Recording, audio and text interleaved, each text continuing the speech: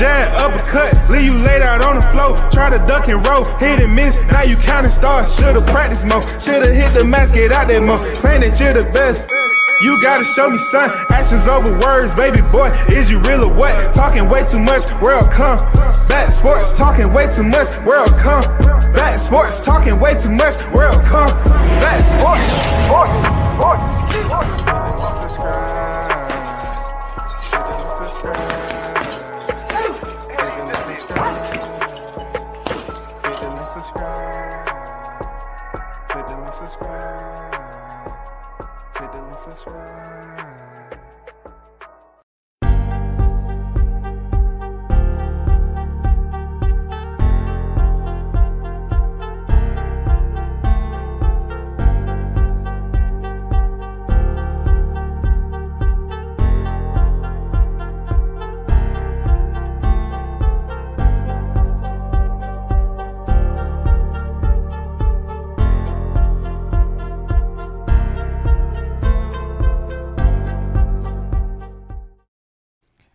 What's good, everyone? WCS on the Boulevard once again. Shout out to the supporters that's in the building. You already know Big Blunts and Boxing on deck, man. Pop-A-Lot on deck. What's good with it? Toby Bartlett on deck. Shout out to the UK. You know what I'm saying? Shout out to everyone that's in the building, man. We're about to kick it off. You know what I'm saying? We got a dime in the building. I definitely would like it a little bit more in the building. Let me read what some of the comments say. Can't wait for this shit. Facts Pop. Salute WCS in the chat. Salute to you, brother. Big Blunts. Salute. Brother, you good? Pop-A-Lot. What up? Pop, salute, brother. Yeah, I'm good, brother. Hope you are also. Show should be starting in a second. Yeah, all good. Thanks, bro. Should be a great show. No doubt, no doubt. That's what we're trying to do. We're trying to keep it popping. So, look, as you see on the thumbnail, right? You already know where we're going with this. You know what I'm saying? I started to be a little bit more petty and goddamn screenshot this box wreck pic. You know what I'm saying? Matter of fact, while I'm talking to y'all, I'm going to do that. I just want to, make a couple of points that everybody should pay attention to. As you already know, man, Mall Charlo pretty much had an incident where myself and a whole lot of others was wondering what he was doing out there by himself. I'm not saying he can't go to a freaking fight and support his boy. I'm not saying that.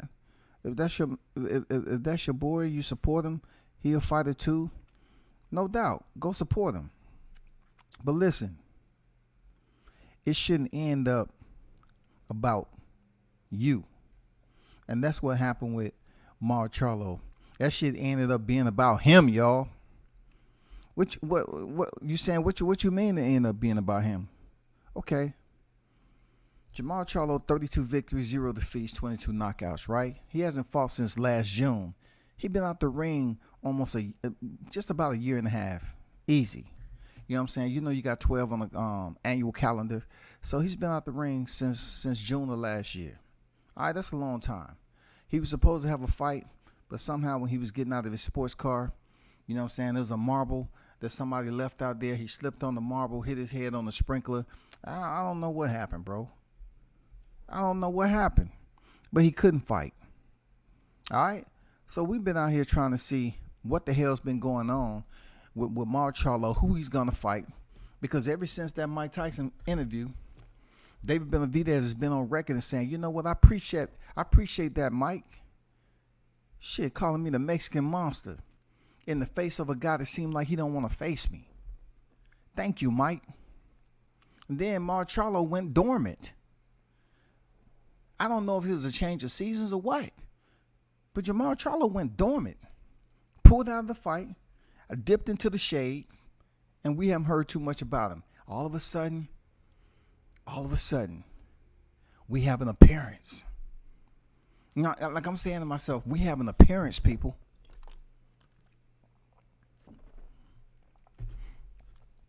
Let me go back in a little bit of history about this dude. At one point in time, he was online just like his brother complaining. You know what I'm saying? That Bud wanted to come up there, and fight his brother, because they was born damn near at the same time, right? But he called himself Big Charlo, right? So, he was complaining about Bud Crawford calling his brother out. He felt some type of way about it. And then he even made the statement and said that, he'll come down to 154, which was just insanely disturbing. I'm like, why would you come down to 154, the division where you left, so your brother can get all the attention, and you want to move on to a higher division just so y'all can have separate spotlight? So now, Mall Charlo, I don't know if he was sober then, but he said he'll come down at the 154 and face Terrence Crawford. You know what I'm saying? Out of all the work that you got at 160, this dude is talking about showing up at 154, as big as he is, and facing Terrence Bud Crawford. It just doesn't make no sense. It's never going to make any sense with him. Ever. It's never going to make any sense with Mall Charlo. So, in light of everything that's been happening with Errol Spence situation, right? The fact that he wasn't a part of the negotiations with Terrence Bud Crawford, nor was he received the hallmark from Al Heyman to join them in conversation, whether it was via SOS, whether it was a conference call, you know what I'm saying, whether they sent one of them trained pigeons over there. They got trained messenger pigeons, right? They might have threw one of them joints up there and try to drop off a message to Spence. But we know that he was nowhere to be seen during the negotiations. We just seen little tweets come out from the burrows and everything, right? And then we like, shit, all right, we already know what's going on with Spence over there. Then Jamal Charlo appears. He's supposed to be there rocking with his boy, supporting him. And the camera's rolling. He runs into the one and only Dimitri Biviol.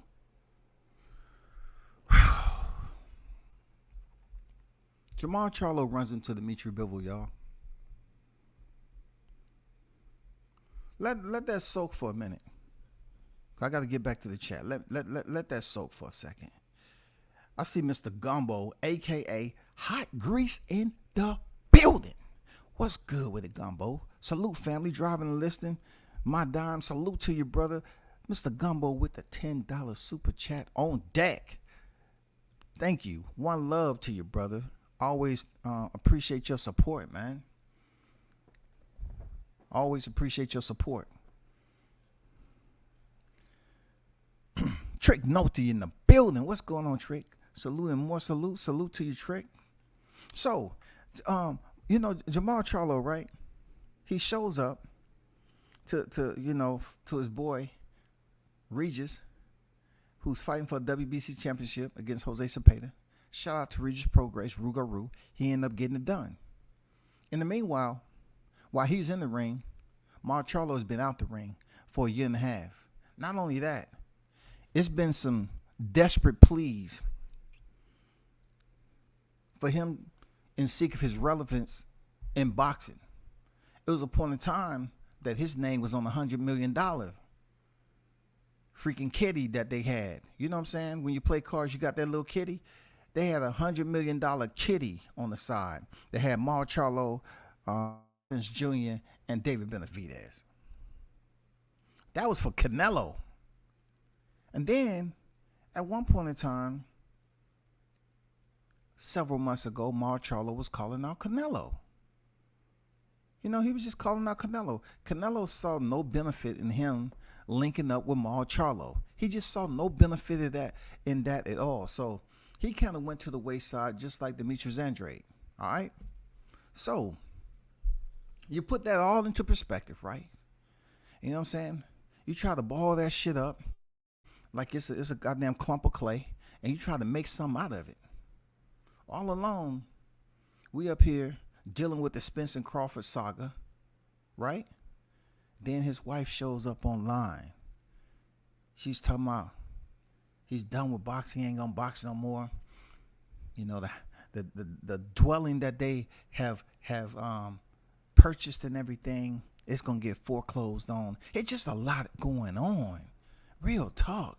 It's just a lot going on, man. So we like, damn, what's going on with Maul? Will he ever fight again? Will he ever fight again? And then Carlos Adames, he falls into the damn ranking system because people have been waiting for Maul, to have a tough opponent. He battled a little bit against Sergey Derevyanchenko, but he got the job done. You know what I'm saying? And he had some other factors in there where people was questioning, is he really built like that? You know what I'm saying? He went to a decision with Montiel. You know what I'm saying? I mean, when we're talking about the Caraballs, we not dare bring up Hugo Centeno. No, we're not gonna do that tonight. We're not gonna do that. We're not gonna bring up Julian J. Rock Williams that happened in 2016. No, we've been waiting for Mall Charlo to step in the ring with somebody of relevance. You know what I'm saying? Someone of boxing championship status, notoriety, quality of a fighter. We want him to step up his competition, basically. So when we saw him in there, I'm not going to lie. Let me tell you what I thought. When I see these videos out here, I try to sometimes put them on mute when I know who I'm dealing with.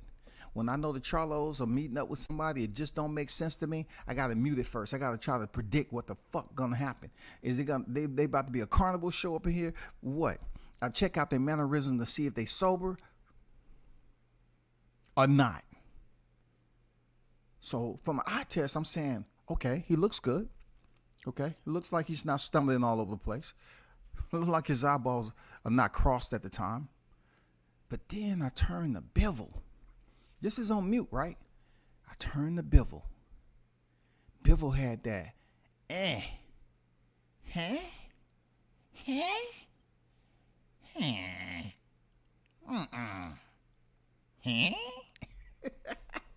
Biviol looking at that,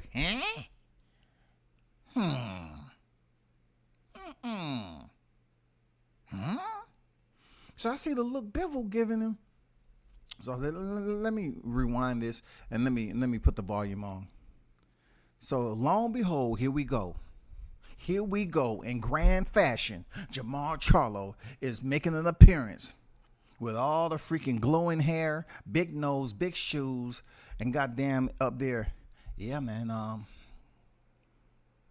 Just wanted to check, man. I know you haven't seen me in a year and a half, but I want to know you want to fight, man. So Biviol's up there, sober. He's saying to himself, "You want me? You want me? You talk me? You me? You? What weight class we say? We say what? We say what weight class? What weight class? 68. Oh, 68. So a lot going through Biviol's head. He's like, man, I already got Canelo on the hook if I want to go down there and fight for all the titles. Why am I gonna fight you in between time? It's not even worth it. It's not even worth putting you on the clock. It don't matter what the numbers are looking like. It's not worth putting you on the clock, homie. I'm just being honest. From Russia to Texas, it's not worth putting you on the clock, bro. It's not worth it. It's not worth putting you on the clock. He said, yeah, fight for undisputed. What? You have belt? You have belt at super middleweight? You have belt? No, I just 60. But maybe we just fight for fans, and we just fight for free, and just fight for the people. That's what it is. Like Mike Tyson told me to say the name, so instead of me saying your name, I just say, okay, let me just talk to you face to face, man. Let's see, can we work it out from here? But hold up. I want to make clear. You say me, you 168, my class 175, light heavyweight. I'm champion 175. What is this? What is this? Fight you at 168, 175, my division. You know, right? I defeat Canelo. I Zerto. You see, I beat the earmuffs off of Zerto. And you want to come fight me at 168? Listen, my friend. Listen, my friend. listen, I understand you are not in the right mindset right now. But listen, my friend, that is a homicide for me waiting to happen. Respectfully, you fight me 168. It's murder. You know, right? You know, it's murder. You make no choice. There's no good choice for you, my friend. No good choice. So I'm asking myself, right? I'm saying, where is Mall Charlo people? All along when I'm hearing this dude talking about undisputed, and then go back to he just want to fight the guy in a freaking like a no reward type of fight. It's nothing that Biviol, who is up there, like people looking at Biviol right now, and they saying to themselves, man, Biviol's the truth. That's without Mall Charlo. He's beat the guy that Jamal Charlo wants to fight. He beat Canelo. He's beat Canelo, bro. But see, Biviol can't tell him to fight Canelo because Canelo didn't lose in his division where he's currently undisputed. Shout out to my guy, Shaw News, the Sauce Experience, a.k.a. Showtime. Shaw, what's good? He said Charlo was goofy. He was looking that way. Not only that, there, Showtime, he was sounding goofy too. When he did an interview with Fight Hub, his slur was so bad. It was so bad that it was a mainstream outlet that mentioned it in their article. You think I'm lying? You think I'm lying? I'll show you the article. That's how fucked up it was. We have to do something about this reoccurring theme that we seeing, especially with black fighters, right? We have to stop it. It's obviously something going on with the freaking recreational intake. You know what I'm saying? The recreational intake of whatever type of substance that they're putting into the body is causing them to act a certain way. You know what I'm saying? Under the chemical influence. That's what we saw. Some type of substance was influencing Charlo to go up here and make an absolute complete utter fool of himself. Fool, dog. Charlo, if you listen to me, listen. It is not a good look for y'all fighters, especially your black fighters, that's doing so much to try to make a name for yourself inside the ring, but outside the ring, we're seeing you on several occasions while you're intoxicated. And then y'all get mad at the people that talk about you being intoxicated. Like that's just the way you speak. And if that's the way you speak, then you don't have much longer left on your career because your speech is slurring. So which one is it? You're going to take accountability for slurred speech or take accountability for recreational intake? Which one is going to be?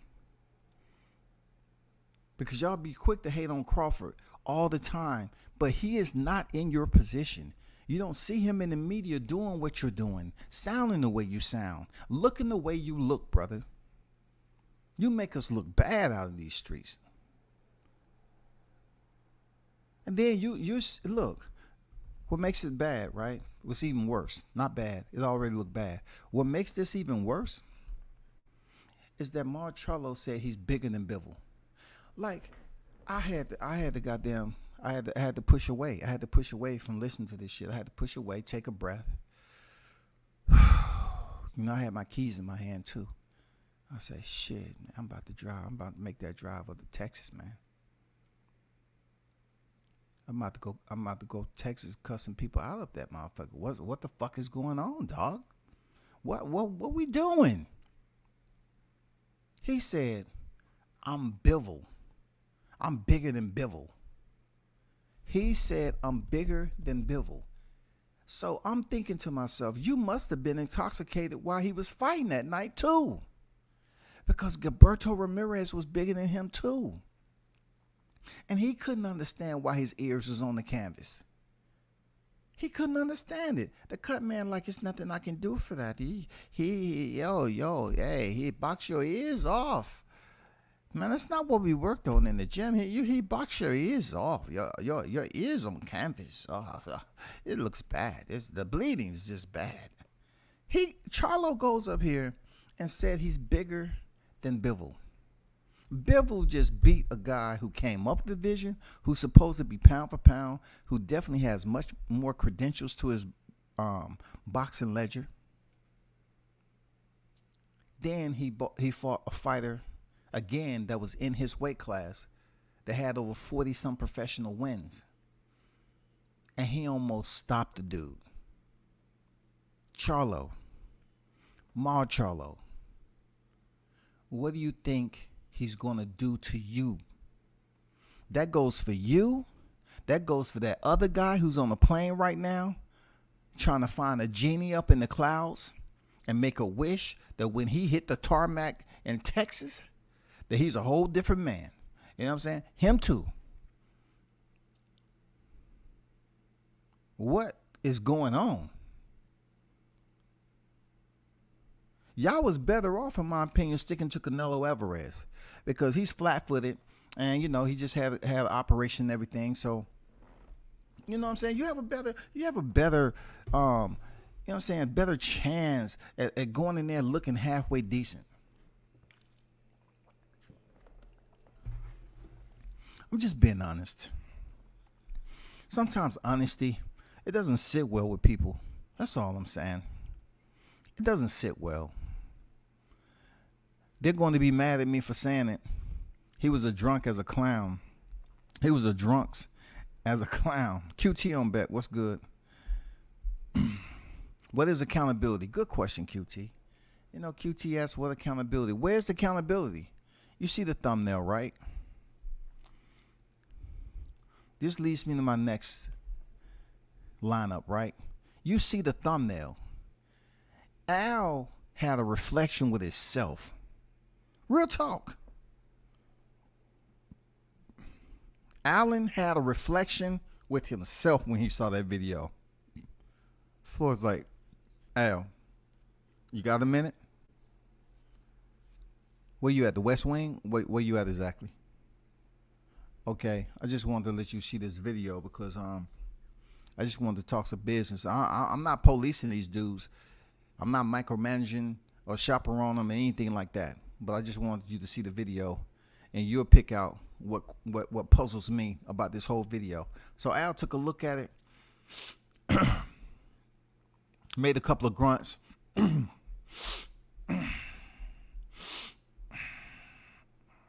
when was this again?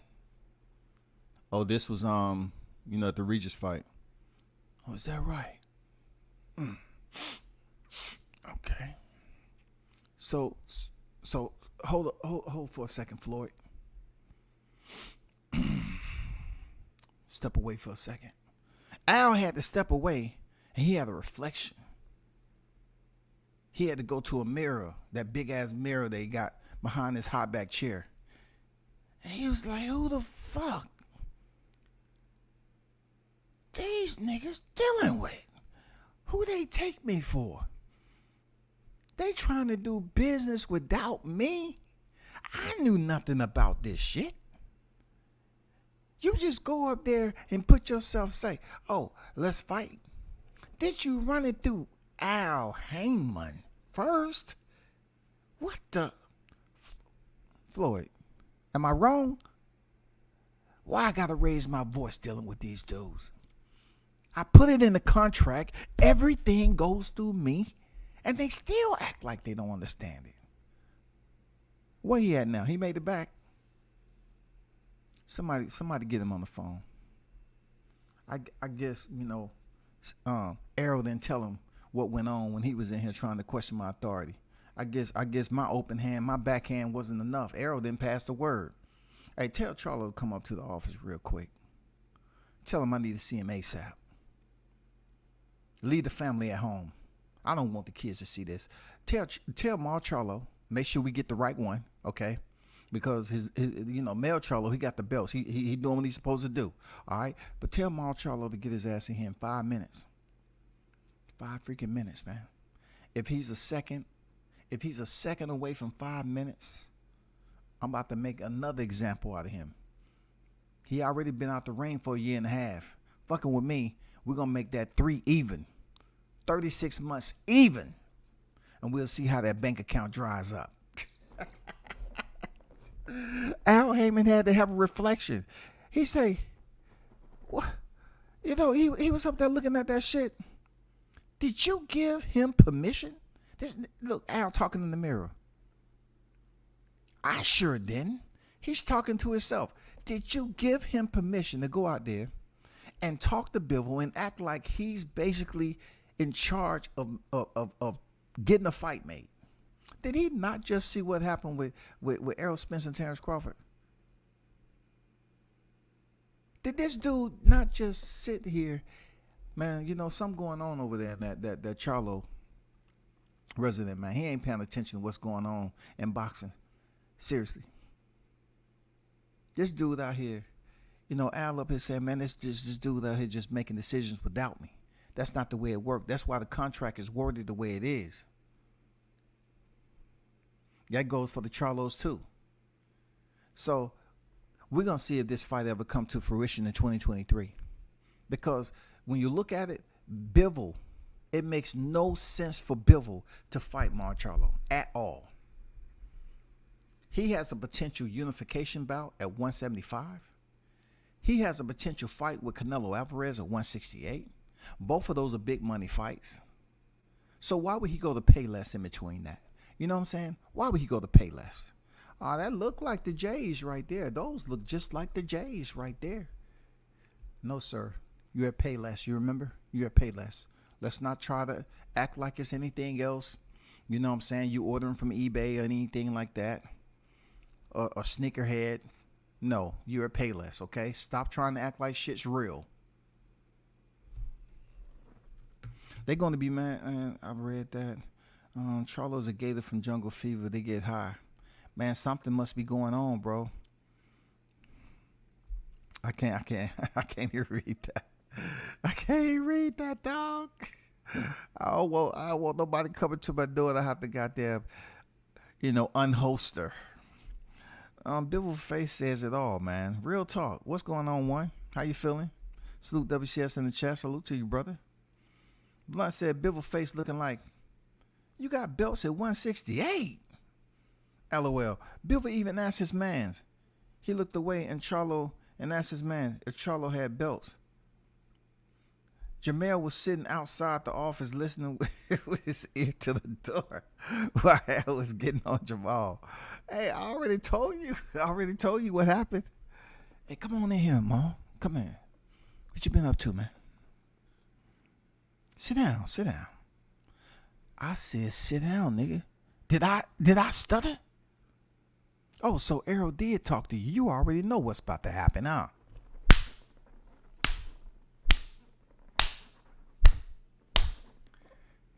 The next time I see your punk ass out there making deals without me, I'm showing my face in public. You understand that?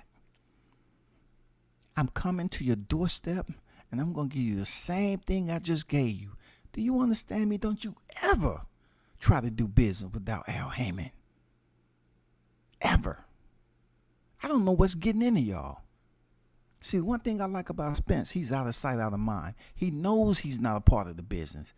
But y'all get drunk, freaking whatever y'all taking out there, and then you want to go out and be seen. That's not good for business. And you know you don't want to mess up Al's money. You understand me? Come closer. Lean forward a little bit. No, listen, I'm not going to ask you more than once. Put your hand behind your back. Put your hands behind your back. And like I told Errol, don't flinch this time, nigga. Stop flinching. It look. Matter of fact, close your eyes. Close it.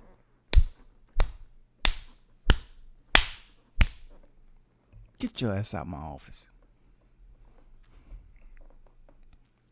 Jamal Bubbles Charlo from The Wire was high.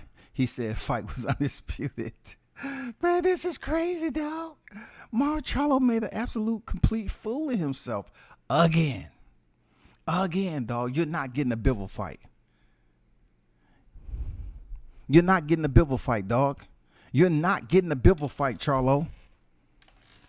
When you want to talk about a fight that don't make sense, that's a fight that don't make sense. You have Demetrius Andrade out there. I know he don't have a belt now, but it would be good for you to sell the score. If you're just trying to fight, a fight, just for GP, man, you have Demetrius out there. You can sell that score. All right. Y'all never had a chance to touch gloves, and then you have your residing division. You have Gennady and Jana back there. Okay? Do what you got to do there. But you're not getting a Biviol fight, dog. You seem desperate. You're making the brothers look bad once again. Man, come on, bro. You got Ryan Garcia, man. You got him about to make fights with champions. You just have other fighters out here doing stuff. Bud's about to fight next month. You know what I'm saying? So when it boils down to it, right, you have to ask yourself, Mall, was it worth it? Was this encounter with Biviol, who may potentially become light heavyweight undisputed, was it worth you going up there slurring your speech? Let's take a moment. Let's take a moment to reflect. All right. Because we need to go and take a moment to reflect. Okay? Let me pull up the video again. Because people need to see the video again. For belts. But you know, my goal is to be honest, fighting for belts. Undisputed, right now. You want to fight me? But we have to ask Canelo to vacate those titles first. Which way? 68. For belts. But you know, my goal is to be honest, fighting for belts. Undisputed, right now. You want to fight me? But we have to ask Canelo to vacate those titles first. As soon as he vacates, then we'll take him fight. Much love to Biviol. WC? 160. 160. No. 168? You got WC 168? 116 direct to feet, yeah. 168, come on. Why not? Come on, 168. I do it. Do you have a belt for 168? I do it. 168. When you do no it, belt. let's- No belt. No belt. It's all right. That's attraction. I do it. Let's do it. You're a great fight. You can do it. I do it. You want to fight me? Yeah, why not? All right. Best fighting the best. That's what it's all about. I do it. I got the shot. There's only so much I can take of that, because it just reminds me of when you got that crackhead on the block and they want you to smoke with them. You already know what's going on. You know, you've seen them around being who they are, and you know that's not what you do. But for this particular moment right here, you want to smoke with me, dog? It's not that bad, man. If I want to, I can get off at any time. I'm serious. I can get off at any time. But I just need some company. Like, man, come smoke with me, man. You know, we both put in on it. Let's just go out there and smoke. I'm telling you, dog. Did you hear what Rick James said? Man, that shit is a hell of a... I'm telling you, it's going to take you to places you ain't never been before, man. Just do it, man. That's what Charlo sounded like, bro. Just fight for the attraction. What attraction? You and your brother was on the same damn fight card, bro. I think you did. I think the numbers was maybe 14 or 15 pay-per-views that sold. 14 or 15, maybe 16. I don't know what the numbers was looking like, but they probably didn't go over 20. You know what I'm saying? Like, don't sit up here and act like those numbers was high. That you was over 150,000, 200.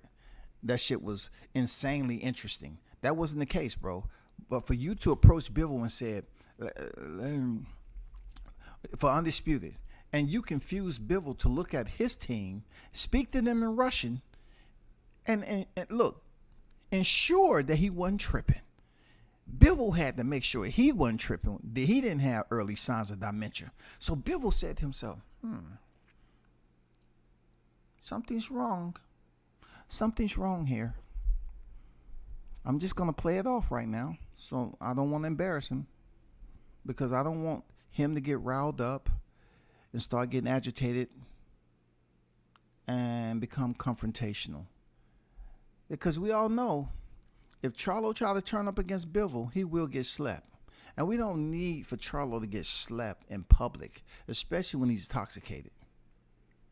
Let me reflect upon a situation that happened with Jared Swift Hurd. I remember when Jared Swift Hurd was walking toward Big Charlo. You know what I'm saying? Just so we can separate the two. He was walking toward him. And at that time, it seemed like Mall Charlo had a beverage in his left hand. At that time, Jared Hurd, he came in hot. You know what I'm saying? He basically told you it was green light. He had on a green neon Scully, and he had on neon jeans. He came up there with intentions to slap the taste out of Mall Charlo's mouth. In the process, Mall Charlo was the first line of defense. He pretty much didn't pay no mind to Mall Charlo, pushed through the barriers, and landed a left palm strike to the right cheek of Mall Charlo. At that time, Mall Charlo, he didn't want to spill his beverage. He bent over and gently placed that drink, which looked like it was Crown and Coke. He placed that drink on the ground, y'all, to preserve it for when he returned, because he wasn't about to get into a squabble. He just wanted to make it seem like that was the case. But he did place that beverage down on the ground in front of his chair while he pretended to go after Jared Swift Hurd. At that time, Andre Berto was restraining Mall Charlo. But my whole point for making that is the fact that it didn't seem like he was ready to fight then, because, you know, he had to put his drink down, and that was way more important. Now, I'm not trying to throw any numbers out there for a Crown and Coke at the fight or whatever, but it couldn't cost that much to the point where you was acting like it was an ace of spades or something.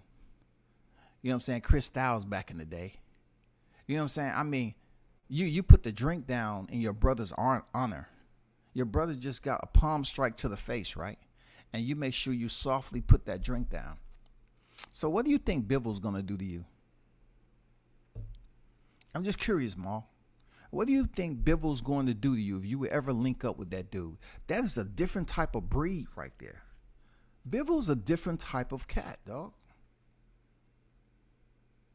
He's different. I mean, look, that wasn't even good if you was just trying to flex. For real, for Mall Charlo, that wasn't even a good look just if you was out there just trying to flex and just trying to let everybody know you was in the building. It wasn't a good look. Seriously, it wasn't a good look, bro. But let me pull up something else, though. I want y'all to take a look at, man. This has to stop. And y'all in the building, hit the like button, man. Support your boy. You know what I'm saying? Support your boy. I appreciate you. So, I want y'all to take a gander and listen to this audio, all right? Because I want you to see if you pick up the type of concern that I do. That's all. So let me try to find the video right quick.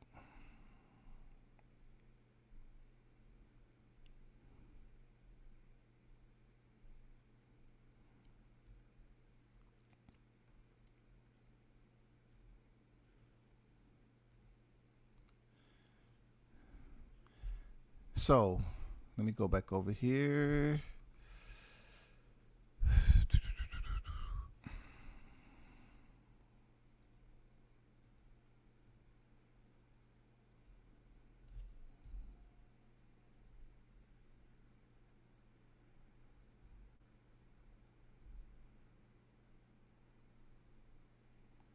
So, there's a pretty good amount of media that was at this fight. So, let me see what the Charlos had to say. This is the new video right here. So, let's bring this up. Let's check out this audio. It may not be the same one. I'm looking at this. I'm like, okay, let me see what they have to say. Just pro great tonight, Maul. Yeah, awesome victory. I told y'all, stupid asses. He just called somebody stupid asses. I don't know why they have to talk to the people like that. I don't get it. I don't get it. That's why they leave themselves open. Mall, when are we going to see you again, Mall?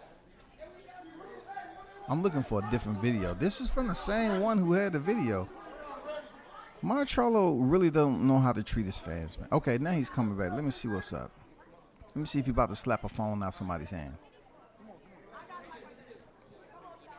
Mall, how's your back doing right now? How you doing? How's your recovery? Man, I'm 100%. I'm 100%. I'll be back next year. Thank y'all for keeping it locked. I'm back. I'm back. I'm back in full effect. Hey, what do you tell the people? I want Biviol next. Biviol, where your ass at? He was over here calling me out and shit. I want him next. What about Munguia? Munguia's promoter told us all that he wanted to get in the ring with you. Do that work? It was amazing as it is, you know, back and forth, two amazing.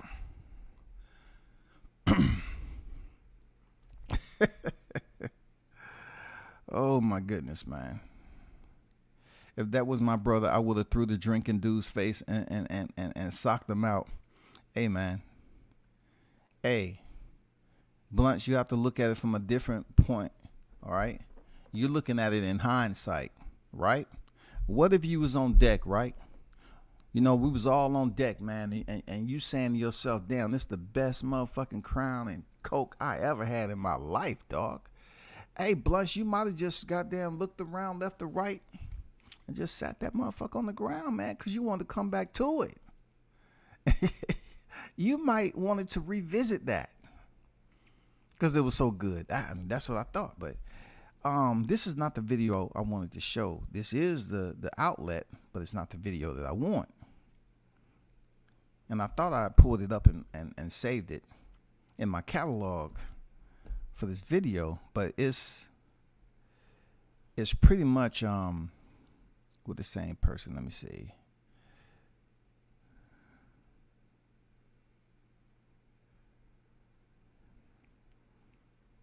You know, let's address the situation that, let me see. Okay, here it goes right here.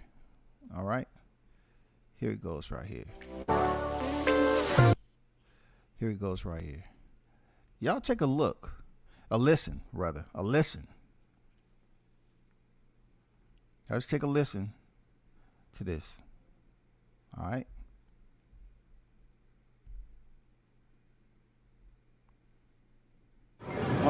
Man, we just saw Regis get a second belt at 140 pounds.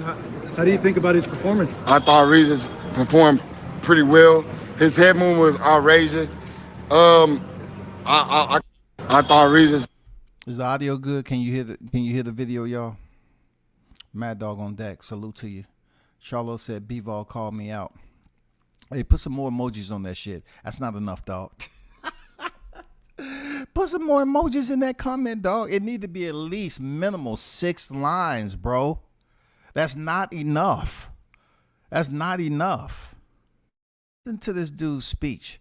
This is the one to call reporters dumbass, we're broke, and all that. That's why, man, when it comes to the Charlos, I told you, I congratulate Mel for doing what he did, but when they in public, man, they treat people like they inferior, like they peons, man. Performed pretty well. His head movement was outrageous. I could have seen Regis did a lot more, like the jab to the body, like small stuff, but he got the job done, so you can't criticize somebody for getting the job done. I give him an A+. A+? A+.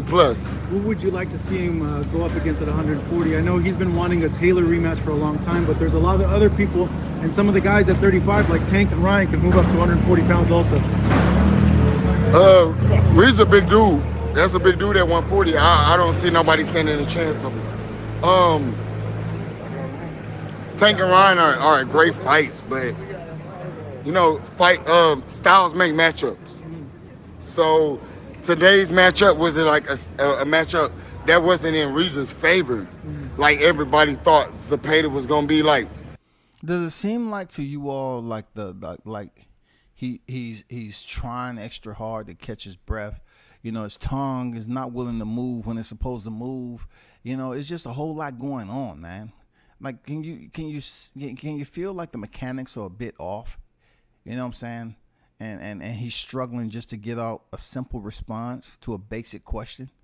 You know what I'm saying? Styles make matchups now. You know what I'm saying? Outweighed Reese, but Reese did his thing. He did exactly what he's supposed to do. I commend him for it. Yeah, he was a more skillful fighter, but I think his power also made a big difference in the fight. I mean, it's the snapshots. Reese was right on point with everything. You can't. I give him A+. He did. He countered. Let's get to you. You know, that's the biggest question to everybody. Yeah. 23. Hey, look. I'm 100% now. I'm ready. You saw Biviol call me out. Yeah, I saw that. Cap. What's going on, Tony Boswell? What's good with you, bro?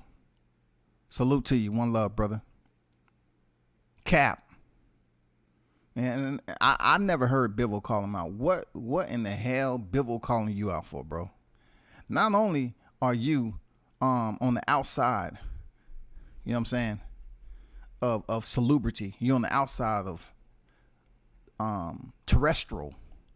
You know what I'm saying? You're somewhere when we're talking about astrology, space, you're up there right now, mentally. Why would he call you out, bro? What does he have to gain in his career to call you out? Because you have an undefeated record? No, he has no intent at all to step in the ring with you when he has Canelo and he has Artur Beterbiev. Better be Beterbiev, whatever. He has two names that right now are bigger than you. You are a two-weight champion, then, Mall Charlo. But this shit right here that you talking about, Biviol calling you out, that's cap, bro. I didn't know. Shit. Big Charlo. Two divisions. How does that fight go? Because a lot of people are saying that Biviol is a tricky fight. I'm bigger than him. Yeah. I'm Big Ball. Yeah. Big Maul. What'd you make about his fight against Zurdo? Huh? Were you impressed by his fight against Zurdo Ramirez? No, I was impressed by it, and I was impressed by the Canelo fight. Yeah. I'm impressed by the dude, period. Yeah. So the biggest challenge, if that's one of the biggest challenges, I'm down. Yeah. What about the biggest challenge is whatever you had in your right hand, to put that down. And when you attempt to screw off the cap, leave it. You know what I'm saying? Just walk away. Just walk by it. Don't let the little voices in your head say, Ma, come over here, Ma. Just come over here and talk to me for a minute, Ma. Yes, unscrew that cap. Grab that glass over there. The one that says Crown Royale on it. Yeah. Grab that purple bag. That's what I'm talking about right there, Ma. Pick me up. Tilt me over. There you go. No chaser tonight. Just straight. All right, just straight. We're gonna get acquainted again. It's time to celebrate. I know you've been trying to leave me alone. We are bonded. As much time as you've been spending with me, you think you're just gonna break up and leave just because you got a fight coming up? Come on now. Tilt that head back. Raise that glass. Come on. Tilt it over. There you go. Take another sip. I told you. You can't put it down. You can't put it down, Maul. Can't do it. Because we both. 170, yeah. Shit, I go to 68. What do you make of all the talk from Jose Benavidez and David Benavidez about the potential fight and all that? Yeah. They just talk. Yeah. Yeah. They just talk. Who you got in Benavidez and Plant?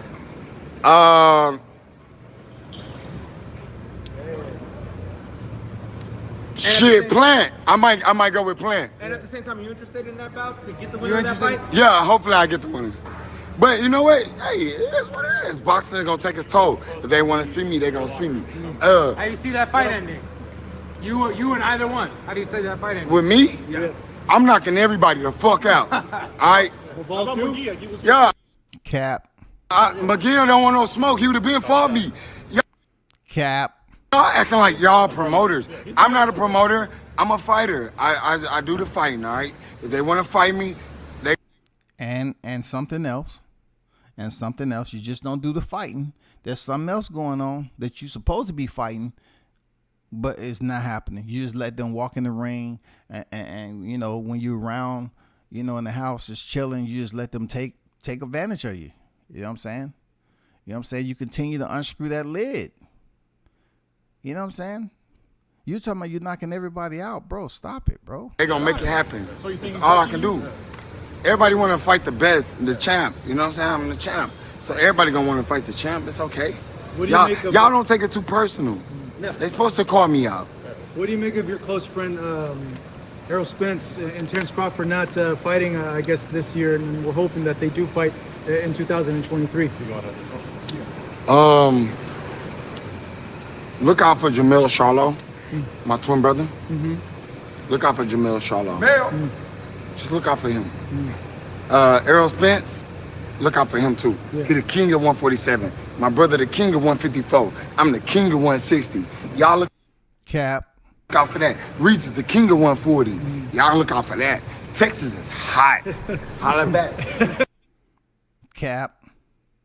That sounds good and all. That sounds good and all.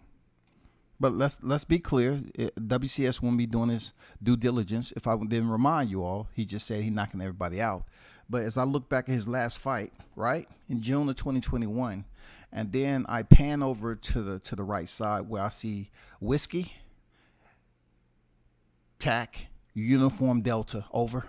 Whiskey, Tack, Uniform Delta, over. Do you copy? Whiskey, Tack, Uniform Delta, over.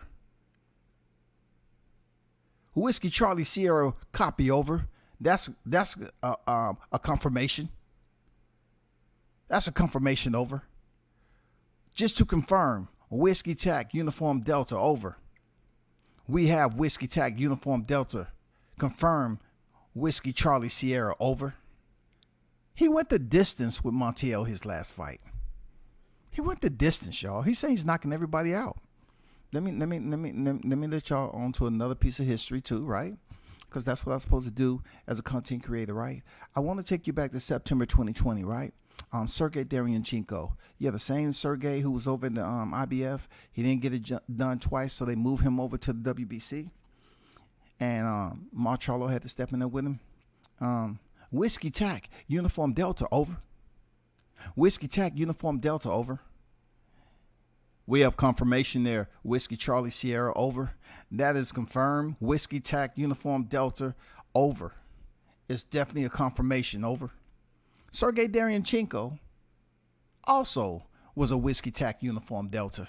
What is he talking about? Knocking what out? What are you talking about? Your last two fights, you didn't knock anything out. Now, you might have polished off a fifth or a paint, but you didn't knock out anybody inside the ring.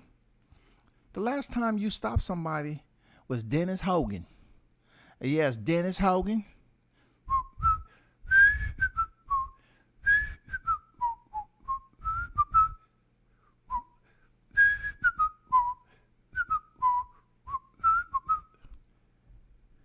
That's the last person that he knocked out.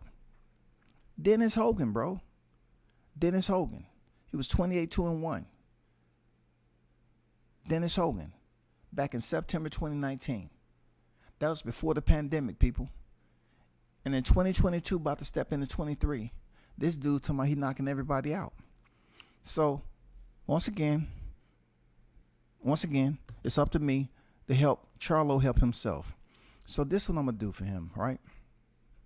Real talk, this is what I got to do. Because it's just too many occurrences that we seeing these dudes out in public, and they fucked up. So let me put this out there, right? So this is his box rec pick. His eyes look a little glossy in his box rec pick, man. It's almost like he's waiting for the bartender just to give him one more double shot. You know what I'm saying? One more double shot. That's it. I'm done. Give me a double shot. As y'all pay attention to Mall Charlo, that's my younger brother. And then Zero Spence, he's the best 147. Then me, I'm knocking everybody out. Me, Mall Charlo, I'm knocking everybody out. I'm knocking out Paints, Gallons, you know what I'm saying? glasses, shot glasses, everything. Knocking all that shit out. Let's remind ourselves now. This dude has not knocked out his last 2 opponents, but yet he's trying to convince us. Biviol now, who defeated Canelo Alvarez and Gilberto Ramirez, was not on the canvas at all during those fights. Charlo is going to come back, and he's going to be the one to knock somebody out. Now, I can see if you get James Kirkland in here. If you get James Kirkland in here, yeah, me and the people in the chat, we're gonna say, you know what, I'm gonna put a goddamn a 65 in that motherfucker if you think he's gonna knock out freaking James Kirkland, and that's on a scale of 1 to 10. Okay, if you put a 65 in there if you think he's gonna knock him out, that's how much people are gonna be like, yeah, he's gonna knock out James Kirkland, no doubt about it. And then people gonna get on here. Well, you know, I fought a common opponent in Canelo Alvarez. I did it better. I did it better than he did. He fought James Kirkland. He wasn't as impressive as I was. He's gonna sit up here and try to have a debate about stopping James Kirkland, just to get his knockout ratio back up, you know, where it need to be. But his last 2 opponents, they went the distance. And obviously there's a situation going on. This is not going to be good, man. Seriously, this is not going to be good. I have to leave it off with right here with Charlo. I have to let him go. You know what I'm saying? I'm pretty sure I flipped him over in hot grease enough today. As much as disrespect, he should get a lot more. For real. I should overcook him today. But I'm not, because he's not relevant. I have to save him for another day. I'm going to let him cook himself, though. I'm gonna let him cook himself, bro. Because we all know something was going on with his level of sobriety. Something was going on. You know, he was slurring his speech. And like I said before, let me show you something. This is how disrespectful it gets, right? Let me show you something right quick. You think I'm playing? I'm not the only one. You know, I'm not the only one. Check this out, man.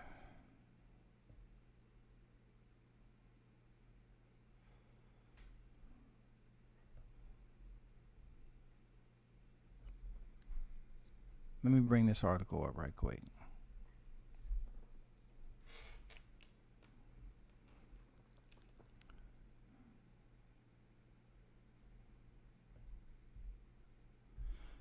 If you're in the building, man, hit the like button for me. Appreciate it. So let me show you all something. Cause people always quick to say that you're hating on somebody. You know what I'm saying?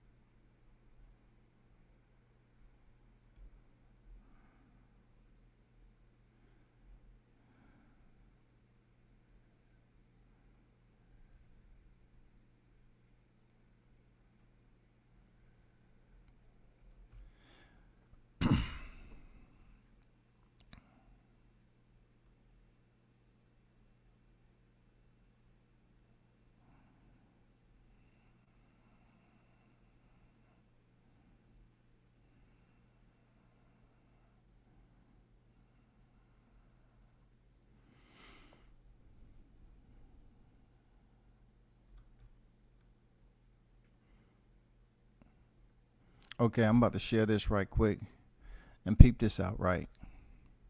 Let me share this. Appreciate everybody being patient. So you can look at the headline, right? You can look at the headline of Boxing News 24. Look at what they put in this freaking article. This is what I'm talking about. People get upset when you mention, but I don't, look, I'm pretty sure they're not mentioning knocking on Boxing News and telling them what they said, trying to correct them on what they said. It says fighting only once a year for the last 2 years and coming off what? Hold on for a second.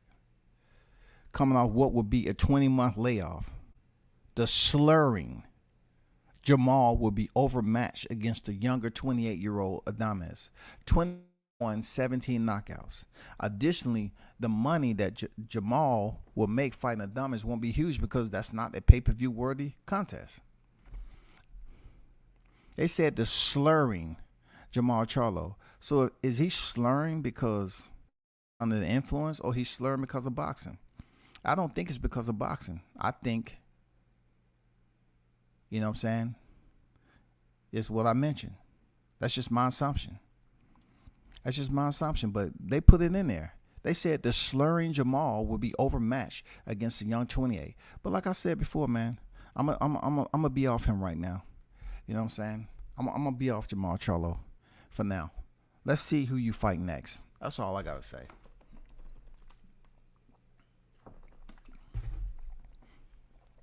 That's all I gotta say on that. Mac World 1, what's good, bro? Shout out to New Media Today, USA Boxing, man. Coach Malachi in the building. What's good with the coach? He said, salute, family. Peace, my brother WCS. Salute to you, brother. Always good to have you on deck. Charlo was on that Bobby Brown. You know what I'm saying? That's his prerogative, though, Showtime. That's his prerogative, bro. Come on, that's his prerogative. Andrew Charles on deck. Salute to you. He said he looked like a werewolf that didn't finish changing. Cocaine is a hell of a drug, goddammit. For real. Look. Macworld, you need to be very careful because you remember the time when Gervonta Davis allegedly had made a reference to that. And Mall Charlo had a fight coming up. But Mall Charlo was furious. And he was just screaming and yelling. And that's after that news it broke. That one of them, allegedly, whether it was Tank or Adrian, had pretty much put it out there that, you know, the Charlos may potentially be on that powder. Allegedly. You know what I'm saying? Allegedly. You know what I'm saying? Don't know for sure, but allegedly. That's all I'm saying. Showtime said Charlo was drunk, man. It did look like and sound like that he was under the influence. Also, the caveat, he say he's 100%, so it's not that he's under any type of pain meds. I don't know. That might be not the case. I don't know, man. Him and Spence might be swapping cocktails now. I don't know, man. They right down the street from one another. They might send them carrier pigeons from house to house. Hey, I want you to go drop this off. Hurry up and come back now. Don't let him feed you shit. Drop this shit off and then fly your ass back to the coop. I think him saying undisputed proves that he was under the influence of something. We don't know what that was, but that's not a good look for him. You can't continue to take all that time to get fucked up, and then you want to get in fight camp and get dry. Sometimes that's hard for people to dry out in fight camp and then put their entire focus on their opponent. Now, every now and then when you start losing weight and drying out, that's when that shit be calling you the most. That's when them sugar levels be changing, man. You like, damn, I just want to, man, I know right now, man, all the cardio I'm doing, shit, I know that's going to hit me real good. And then, look, believe it or not, this is real talk. Even in competition, man, physical, the fitness, bodybuilding and shit like that, clear now, it's supposed to give you vascularity. You know, if you take a shot when you at a certain weight, when you're certain so many days out for competition, you know, if you're going to do a pose or whatever, I seen some people like that's just like one of the things that's around. You know what I'm saying? I don't even like talking about it because it don't sound right. But Dixon on deck, what's good? Salute, bro. How you feeling? I wonder if Jamel ever wakes up the next morning and thinks that the F did I just say? No, they don't care, bro. You know, when they call people stupid ass broke, you know what I'm saying? Going on here telling people to unsubscribe to people's channels because they don't agree with what they said. You know what I'm saying? Just the way they address They're consumers. They're fans. That's why nobody's not fucking with him like that. Why didn't Jerry Jones pick the Charlo twins? It's not just one of them. It's two of them. Why he just picked Spence? Because he know damn well for the brand, it's too much he had to deal with the Charlos. It's too much, bro. It's too much. Them Texas boys be on that Rick James. Hey, for real. So let's get down to the to one of the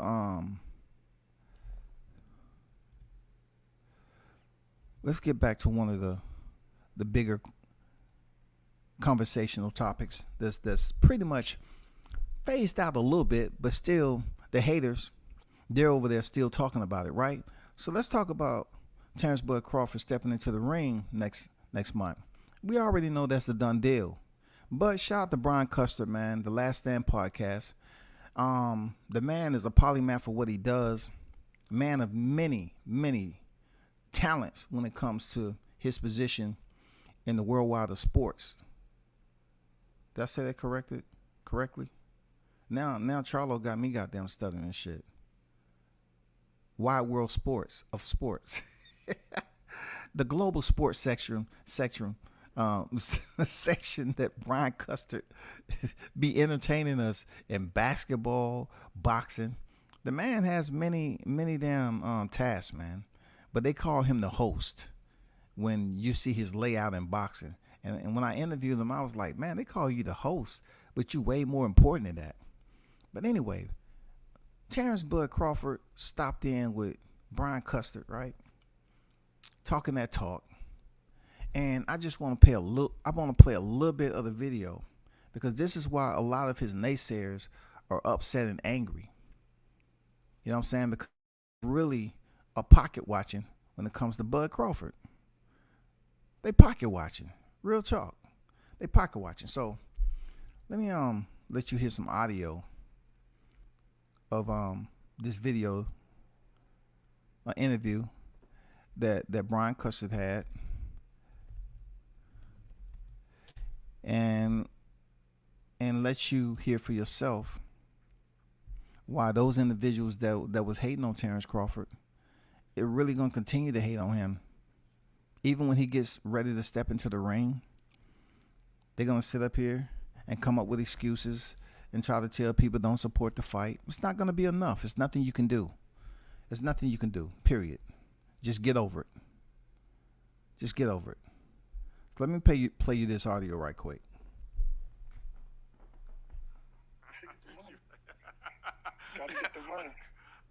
Is that just for the million for this? It's been reported, Bud, that they're paying you $10 million.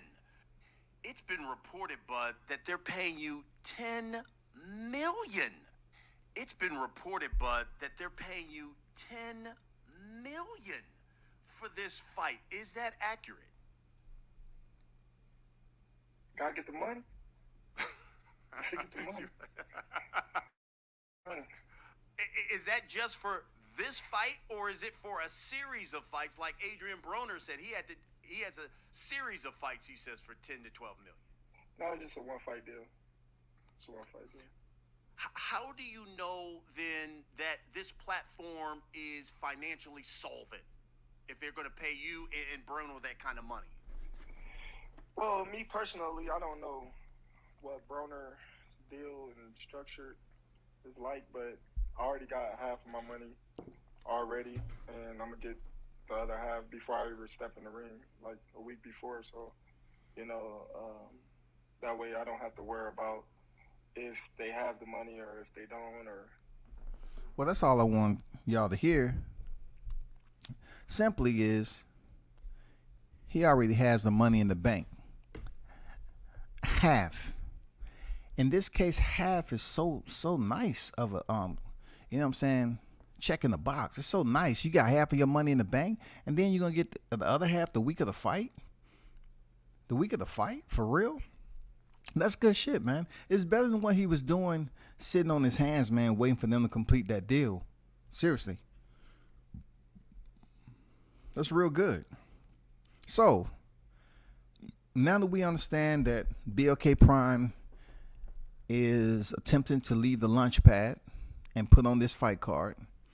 It's not a super heavy fight card, but we all know that most people, damn near everybody, is talking about Terrence Crawford stepping in there with David Avanesian. Now, if you paid attention across the landscape of the YTC, you've heard people come up with every cliche slang terminology to Avanesian's last name. I mean, that's what kids do. You know what I'm saying? You just chuckle and you keep it moving because that's what they want you to do. They want you to laugh about it and keep it moving. But let the fact be known, Avanesian is getting paid also, and he's pretty damn happy with being able to step in there with a legend like Terrence Bud Crawford. I'm just telling you the way it is. Y'all should look at this fight as Terrence Bud Crawford stepping in there undefeated against a opponent that's in the ranking system. We know how boxing goes. We know how the ranking system, how they can finesse and massage it and rearrange, you know what I'm saying, and put people in certain positions. David Avanesian earned his position. So deal with it. If you're going to show up to Omaha or not, that's what it is, bro. That's your choice. You don't have to watch the fight, but don't watch the fight and then come in here and complain about it. Don't watch the fight and then come in here and complain about it like, oh man, that was a waste of my time and all that. You don't have to watch the fight. So if you're going to come back on YouTube and talk about watching the fight, being that you had a choice to ignore it totally, but you had to watch it. You know why? Because you want him to lose. You want him to take that first L. You want it to be a shocker. That's all. You want him to go through adversity so you can be the first one to do a thumbnail and say, hey, I told you the boy was overrated. The boy was overrated. Now the fight with him and Spence is off. It's not going to happen, bro. I guarantee you that information is not going to be what you hear coming over these airwaves. It's not. He's going to go over there, get the job done, and then he's going to move on to the next. I'm more so in the mindset right now, to be honest with you. Like I've been on record as saying he didn't need Spence for his legacy. If Jaron Ennis is next for a mandatory, then so be it. I'm tired of people talking about it. And truth be told, man, that gym that's over there, everybody in there don't like Crawford. Why aren't you feeling the same way about Spence though? Isn't that who you said you was going to put in a request for them to mandate the IBF? But all I hear every time an interview come in, they got mad disdain, man. Like he can't do no right. How can all of a sudden Crawford agitate so many people in one gym? And here we go, another black fighter, and we have black trainers and whoever up there saying what they saying just to build up the fight. I mean, that shit is so commonplace, bro. We see it and hear it all the freaking time, man. We got two black fighters that may potentially step in the ring. Now we got to goddamn get personal. We got to start talking about they ain't shit in boxing. But you want to fight them, though. From the coaches to the trainers, whoever, fight him. You're not going to turn down the fight and say, oh, well, he ain't did anything in boxing. I don't want to step in the ring with him. No, that's not the case, bro. You want to get in there and you want to test your ability. You want to test your skills. You want to see if you're qualified as a professional fighter to go in there and fight Terrence Bud Crawford. You want to test yourself. The challenge, that's what you want. I understand it. Nothing bad I have to say about that. But when you got so many people coming out the gym now and just talking mad shit, like they really have to take a look at Boots Ennis. Real talk. This is no shade on Boots, bro. I'm just saying, when it comes down to your resume, you haven't fought anybody even remotely close to the level of a Terrence Bud Crawford. You haven't even fought nobody even in the freaking area code. Nobody, bro. Nobody on your resume you so far. Nobody. Real talk. You haven't fought nobody, bro. Nobody. Custio Clay was coming off fighting a dude 18 victories and 19 defeats when he stepped in the ring with you, bro. Custio Clay now. And we don't even need to go to Thomas Delorme. Sergey Lipinets is the highest tier opponent, being a prior world champion, former world champion at 140. Now, like I said before, I don't have nothing against. I'm just putting it out there the way I see it. These channels on here talking about boost because they love saying the name. Okay, if the eye test gives you what you want, fine. But look at the resume. We have to have the same energy when it comes to his resume than we do everybody else. If that's Terrence Crawford's next opponent when it comes to mandatory next year, then so be it. Nobody's running from that. If he gets his shot, he gets his shot. I'm not mad at Boots at all for one his shot at Terrence because he knows that'll be a good challenge for him. That'll be a good step-up fight for him. Do what you got to do. But remember what Terrence Crawford said. I'm the best fighter in the world. Who you think I am? I'm the best fighter in the world. Do you think he blinked when he said that? He didn't blink. Bro, do I have to pull up Jaron Ennis's box rec again? Do I have to remind you all? When you have channels running around here, it's just like when you see ducks swimming in a pond, they all swim in a circle, and then one of them make a sudden swift turn to the left. All of them turn to the left. They don't know why they turn to the left. They just fall in the next one. 29 victories, 0 defeats, and 27 knockouts, bro. I'm not saying he ain't the goods now. I'm not saying that. He is the goods. He's going to be a world champion. Real talk. But let's be clear, man, when it comes down to it. 5'10", 74-inch reach, bro. How many divisions? I know you're just starting out when you're 25 years old, okay? Terrence, when you look at Jaron Ennis and Terrence Bud Crawford, they're like 10 years apart. They're like 10 years apart. But let's be honest with ourselves when it comes to this boxing shit. Too many of y'all want to damn be a part of reality TV. Too many of you all just want to jump on the bandwagon because you want them to show you love. When it comes down to him having a fight, I don't know what it is. But let's remember, 29 victories, 0 defeats, and 27 knockouts now. The only 3 opponents we should pay attention to is not Chris Van Heerden. That ended in no contest. We're not going to bring up Juan Carlos Abreu just because he went in there and fought Charles Conwell and lost. We're not doing that. We're not going to make a comparison. Oh, well, Boots, you know, he stopped him in 6 rounds. Listen, we're not doing that. We're not doing that. He's at 154 right now.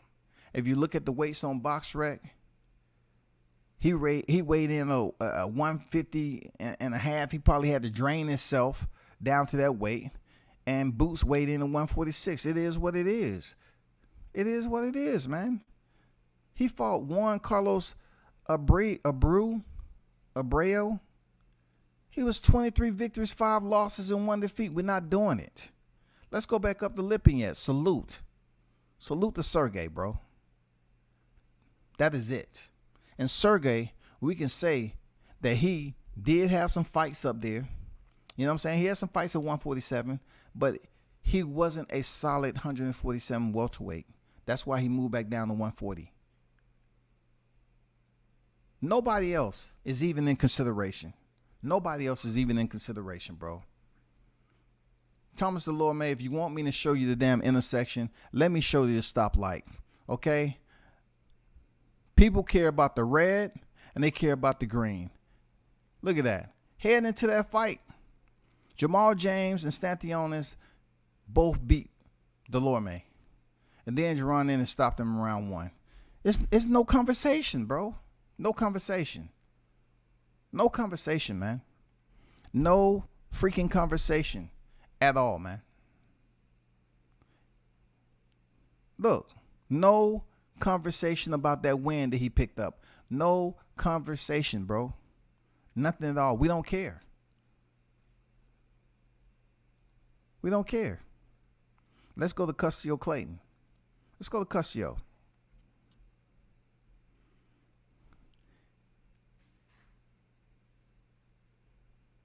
You see that? Cameron Creel. A Creel, 18 and 19 and 3 draws.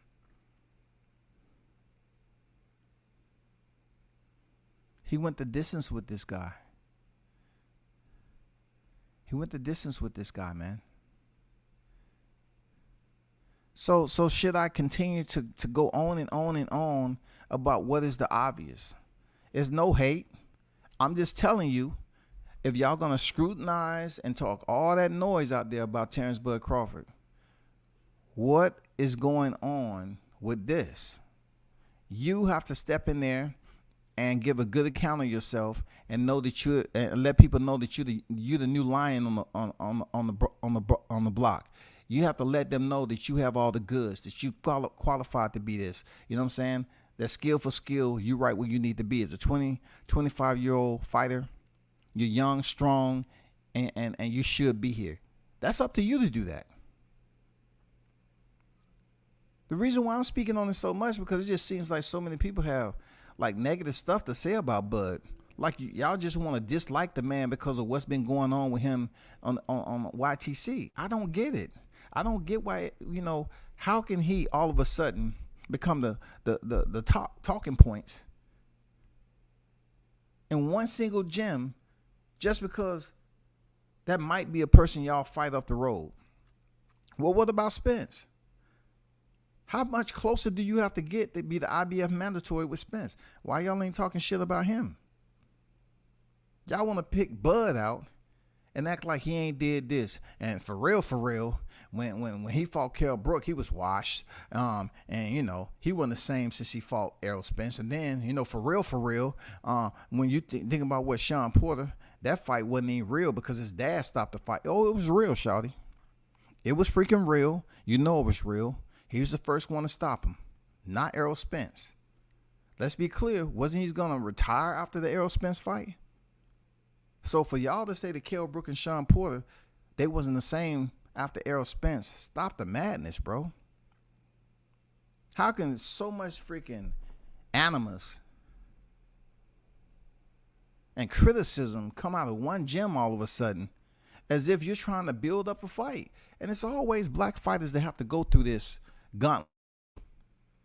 Oh, I got to dislike you to step in the ring with you. We got to dislike each other. We got to talk shit about each other. Why? That's not even the case, bro. That don't make any sense. Abreu fought Kavaliauskas too, right? It don't matter what common opponents. Let's go see. Because really, you're talking about a dude that has 7 defeats, right? He fought Igor Kavaliauskas, right? And lost unanimous decision. That's time in my life that I can't get back. I can't get it back. The common opponent analogy, yes, we do use it. It is emphasized often on this YTC. Yes, it is. But it's nothing that we have to talk about with Jaron Ennis' resume. 0. 30 fights. Bro, 30 fights, man. 30 fights, bro. And I understand that's the format of boxing. I understand, bro. I'm just speaking on the situation. You know what I'm saying? He went up right here, the 6-rounders, right? He was going 6-rounders, and then he went to an 8-rounder, and then went back to a 6-rounder, then 8-rounders, back to an 8-rounder, and then a 6-rounder, an 8-rounder, then jump up to a 10-rounder. And then from there he stabilized, you know what I'm saying, went from 10-rounder to a 12 rounder, back to a 10 rounder, which is quite off. You know, it happens often. But what I'm saying is, all the backlash, man, and the criticism that's coming from over there in Philly, I don't get it. How can Crawford be so far away, but yet all of a sudden you want to take his last two opponents and you want to say they wasn't the same since Errol Spence, but yet Errol Spence, that's the person that you just submitted, right? I'm just curious to know if step aside money was given. I don't know. Like, why y'all are not on Errol Spence's case? A man who taken forever to fight his IBF mandatory ever since Carlos Ocampo. What is going on with that shit, bro? You should be next in line. You should be up next. All that. You should be right there. No ifs, ands, or buts about it. You should be right there, bro. No hesitation at all. That's you. But now all of a sudden, the attention has shifted over to Omaha, Nebraska. Ever since the negotiations fell apart, and he's stepping in there in Omaha. Look, listen, Jerron Ennis, listen. The fight's gonna happen if it's meant to happen. If everything works and the stars align. If his mandatory, if this Errol Spence situation, which I don't think is gonna happen, you may get your shot at Terrence Crawford while he's still active before he move up to 154. I truly believe deep down inside, he doesn't have no fear of proving to you that it's levels. Seriously, he has no ifs, ands, or buts of proving to you that it's levels, bro. I'm really tired of talking about a fighter, in my opinion, that's not fit for duty. I really don't want Crawford to fight Spence anymore like that because he ain't fit for duty. Maybe if you fight him, you know, that'll be a step up fight for you. You know, to pick up some titles if that's happened. I don't know what's gonna go on. You know, the shit always changes in boxing all the time. So if you get the shot before Crawford, cool on you. But really, you're healthy. You're not out here drinking. You're healthy. There's no excuses. See what the Spencerholics are gonna do is come up with excuses that he was going through personal stuff. You know what I'm saying? He had that situation going on. Y'all know what addiction is. It's just like mental health. Y'all got to work with him. That's why we wasn't talking about. We was giving him his privacy. We was giving him his privacy like he asked. You know what I'm saying? But see, Jerron Ennis ain't going through that shit. So he's healthy. So if he gets the shot with Terrence Crawford, cool. I like it. Because it ain't no excuses. He didn't have no car accident. He ain't out here drinking. He taking boxing serious. You know what I'm saying? Nothing but good word coming, you know, out of there, Bozy and freaking Jerron and his camp. It ain't no excuse. It ain't no accident. It ain't no damn reoccurring moments where people seeing him out in public drunk. None. Let's see it. Because I'm tired of talking about this Spence shit. He ain't fit for duty. I'm on record. Spence is not fit for duty, bro. Terrence go in there and put them hands on him and stop Spence and take those belts. I just don't want to come on here for the next 2 weeks on the YTC and I don't have nobody to fuck with. You know what I'm saying? I don't want them to go dormant again like they did when the video popped up. I need somebody after that fight when Crawford stops him in the 6th round, right? I need to have somebody to fuck with. I need to be able to get motivated to make another thumbnail. I do. I need to be up for the occasion once again. I just need, you know, that moment to put that 2-time undisputed up there. That's if it happens sometime in the near future. Like I told you before, I'm sticking with it. I don't think it's going to happen. That's what I'm sticking with.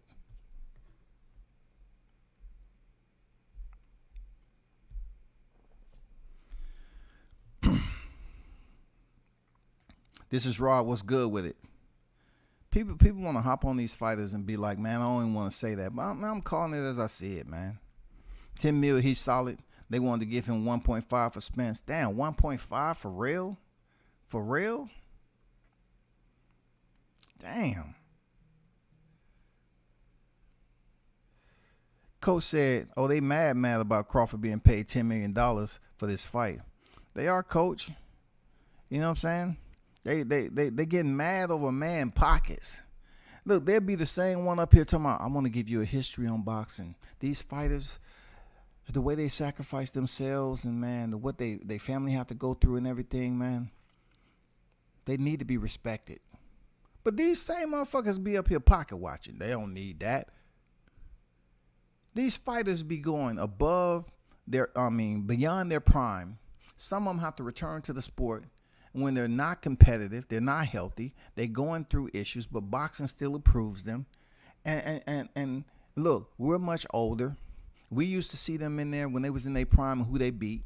But now they're going in here and getting stuffed. They're getting stretched out, sunbathing under the lights, snoring. All because they need a check. But they'll get up here and say some dumb shit, bro. He don't deserve that.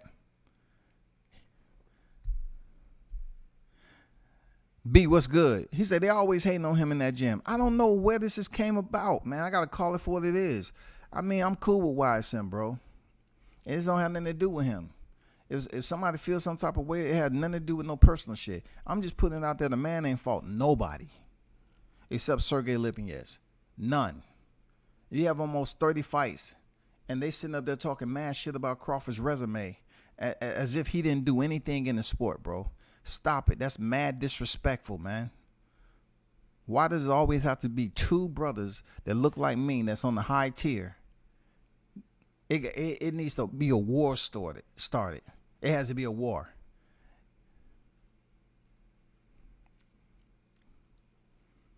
All their hate has got Bud Crawford name out there to all the casuals who didn't know that much about him. Bud name been going viral for weeks now. LOL. Absolutely. Factual. Wow, bro. Factual. Wow. You know what I'm saying? The hottest topic on the YTC and in boxing, period. He's everywhere. Where's that guy? Where's that guy?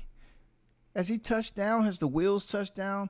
Is he full blown in the jungles, going through an ayahuasca session with the psychedelics and everything? I mean, where is he, bro? Where is he? I did see a sighting. I'm just saying, where is he, bro? Bud said he taking the Boots fight.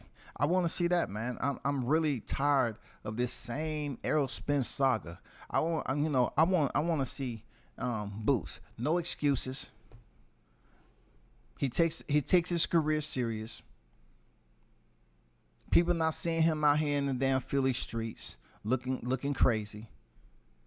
You know what I'm saying? He's a very talented fighter.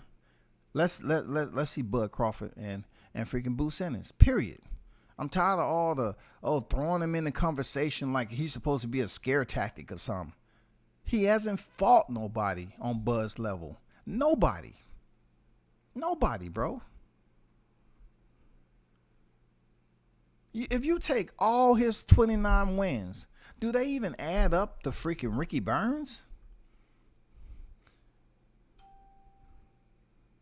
I'm just saying, do they add up to Ricky Burns, bro? Who do they add up on this record? Who do they add up, bro? Seriously. I mean, who can we say they add up to on the freaking Crawford's record? All 29, who do they link up to? Who do they match up? We're going to pull Igis Kavalauskas, freaking with a common opponent in Brejo. I mean, who do they match up to, man? That's just bad, bro. Boots had to get Custio out of there. I mean, look, Custio's come off of 18 victories, 19 defeats, bro. Come on, man. That's a bad hangover in broad daylight, bro. What the hell? What? And this dude came in here and pulled off of Algieri when he fought Conor Ben. Dude was all over the ring, tumbling and shit. I thought I was watching Simone Biles. God damn, bro.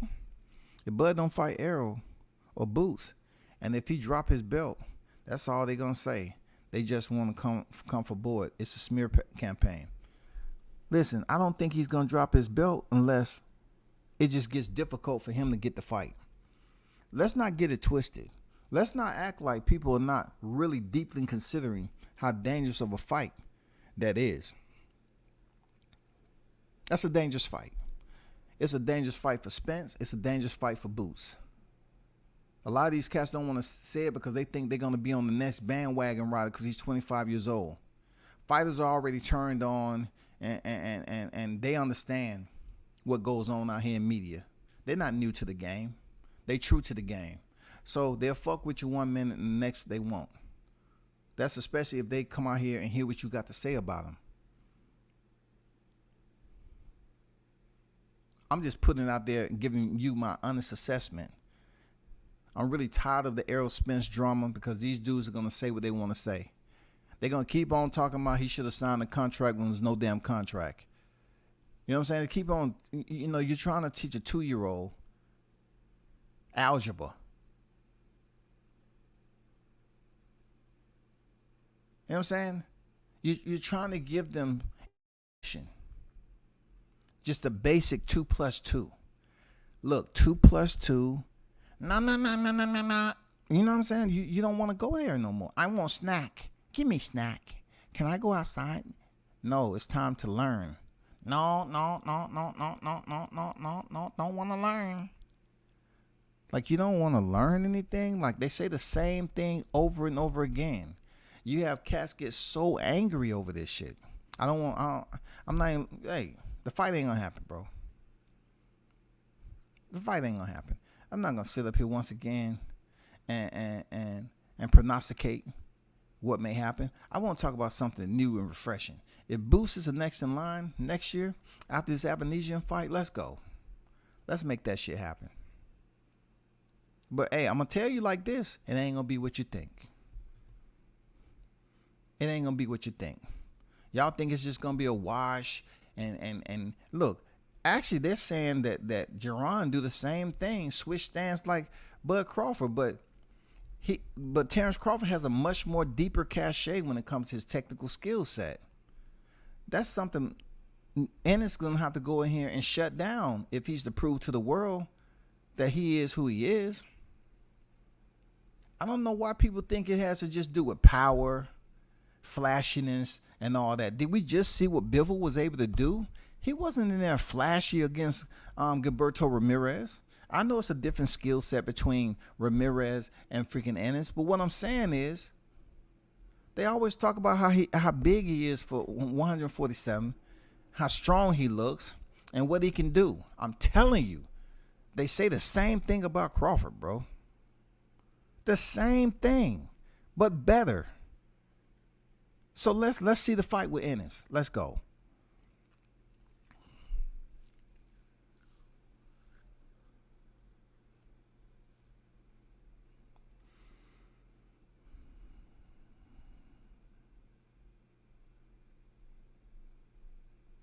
I mean, it comes upon a time that Kavaliauskas, he's not moving the needle, bro. You know what I'm saying? When Bud Crawford fought him, he was undefeated. Point blank, period. He was undefeated. That's all I'm saying. When he stepped in there with Bud, he had an O, you know. Bud said he want the Boots fight. I want to see Boots and Virgil, though. I'll take that over Boots and Bud. Style for style, with the way Virgil fight, I can get it. You know, you want a Baranchik and Zepeda type fight. I get it. But you're definitely not going to get that type of action and recklessness with Bud Crawford. He's much more smoother when he released the dog. Much more smoother with it. Virgil, we know he'll fight on the inside forever and a day and just ignore what the fuck his corners is telling him. You know what I'm saying? That's been on record.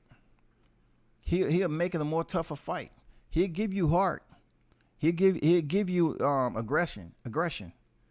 He'll give you entertainment. But is it the smart way to do things? That's the point.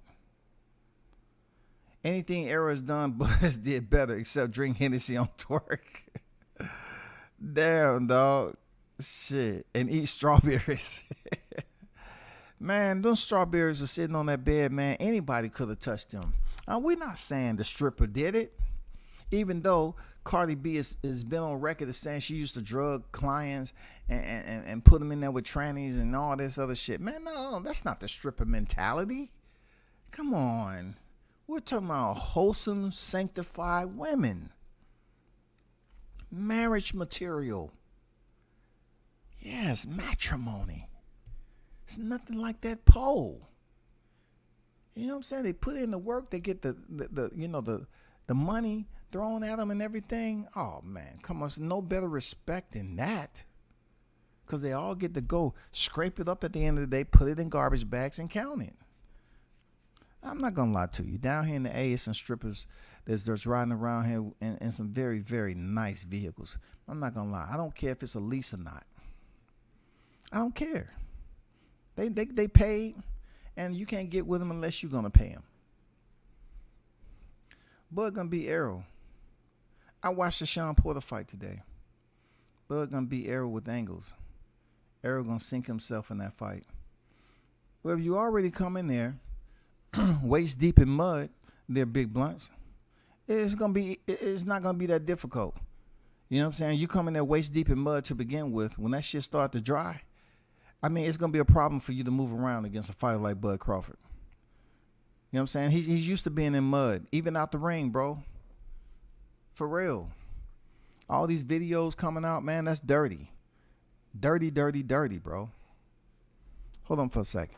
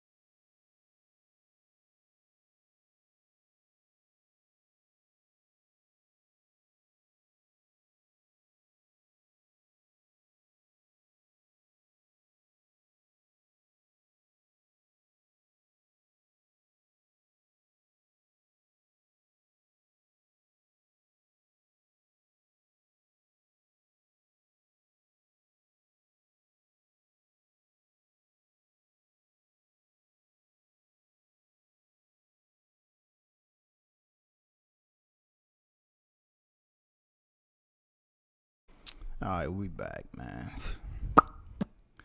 Yeah, Bud gonna move around him and touch him up.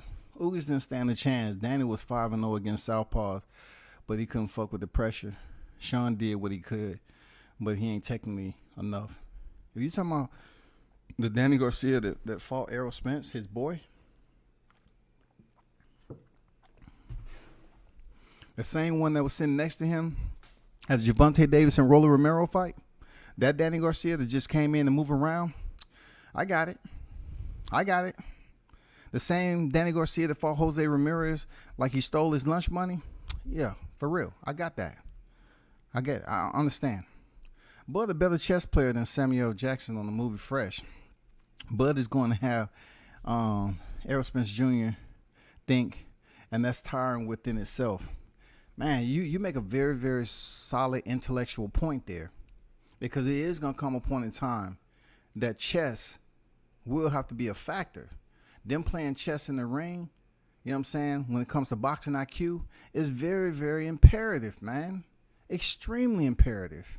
It is. And when you have an individual that really don't dig deep in the handling complex decisions, and you know, it's a challenge for him, that's gonna play a huge role with Spence. We just don't see him being that dude. It may sound harsh to say that. It is. You know what I'm saying? It is. But it is what it is. You know what I'm saying? It's a reality that he chose to be a part of, till it caught up with him. And now he's in a situation where he can't change it. No, he can't change it. He can't. You know what I'm saying? He's much more slower talker. Everything that I've mentioned before. People want to overlook it because they think, oh man, you keep on mentioning it. But look, it's public record. He told the legends F them with the middle finger. Okay. Don't be mad at WCS for putting it out there too. He can't control what's happening to him. Errol get turned around so easily and don't know what to do. Errol is punched to the body. He looks weird and vulnerable. Indeed, man. Look what Sean Porter was doing. And Bud proved that he already is a stronger fighter. In most of the cases where people think like Jeff Horn is going to be the bigger fighter, he used his foot movement, his mobility, and then, you know, I say later on in the fight, you know what I'm saying, when they kept clinching, he showed that he was a stronger fighter in the clinch when they was at close quarters. He's a strong fighter, man, with the wrestling background and everything, and him having control and coordination of his mobility. That's going to play a big role, even with Boots. Even with Boots. People don't want to admit it, even with him.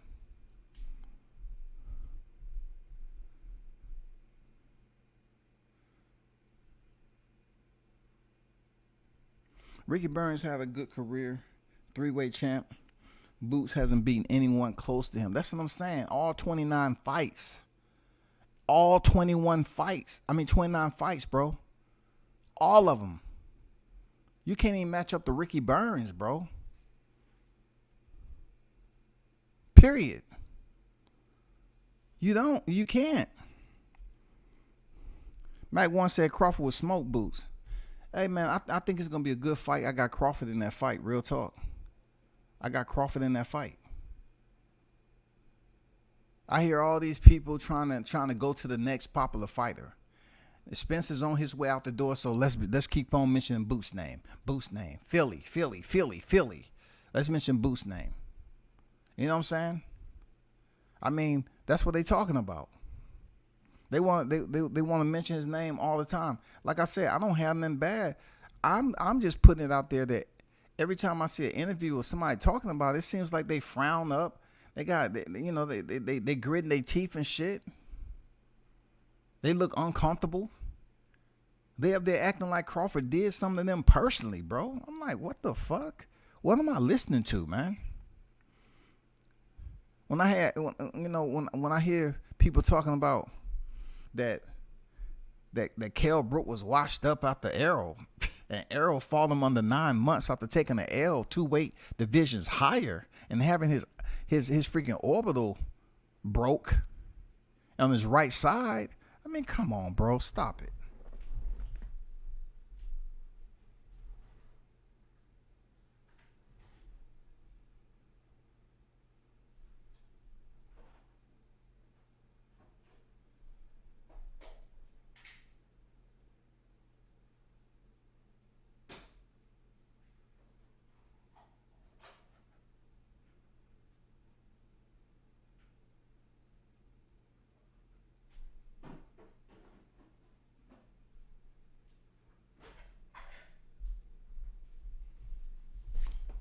on. Stop the madness, man. Toby said, hit the like button, people, and support the channel. Appreciate you, Toby. And once again, shout out to the UK boxing community over there. You know what I'm saying? Jamal Neasy, man, with a $2 super chat. Appreciate you there, Jamal. Thanks for your support, brother. Real talk. Defeating Boots and Ortiz gets EJ in the ring. Defeating Boots and or Ortiz get EJ in the ring. So what I'm thinking you asking, defeating Boots or Ortiz get EJ in the ring. I would rather see Errol Spence fight whoever. I really don't care, to be honest. Like, don't get me wrong, I still want to see him if that fight ever arises. But we're going to continue to talk about the same monetary deficiencies, right? That the fight can't be made because of it's not, enough money in there and all this other stuff that he want in-house fights and stuff like that. I'm just tired of hearing another retread. Fight somebody else. Okay, Boots don't have no numbers. Cool. Crawford don't have to go through the same retreaded damn criticism. He's the only boxer going on right now that people love to talk about and then act like he's so bad of a person. Boots don't have numbers. They always talk about Crawford numbers. So guess what? This fight shouldn't have no problem being made. Crawford fighting Virgil Ortiz, no problem being made. I'm tired of hearing this shit about numbers, just because somebody want to fight in Texas all the time at AT&T Stadium. So be it. Fight at AT&T Stadium. Go ahead. Go handle that shit. Who cares? Who cares? We don't care no more. You want to fight at AT&T Stadium and have, don't leave your backyard because of your own insecurities. Cool. But one person is not going to fight you there, no matter the money. Crawford's not going to sell himself short and go over there and fight you at AT&T Stadium. It ain't happening, bro. He's already been on record saying that shit. It ain't happening. But shout out to you, Jamal Neasy, for the $2 super chat in the building. Thanks for your support, brother. One love to you, man. Pass the word. Toby say, if Bud fights and beats Boots, I think that makes it even harder to make the Errol Spence fight. Okay, if you're talking about as far as them being skeptical, as far as Spence going in there and losing his belts, absolutely. The fright is real. That's even outside of October.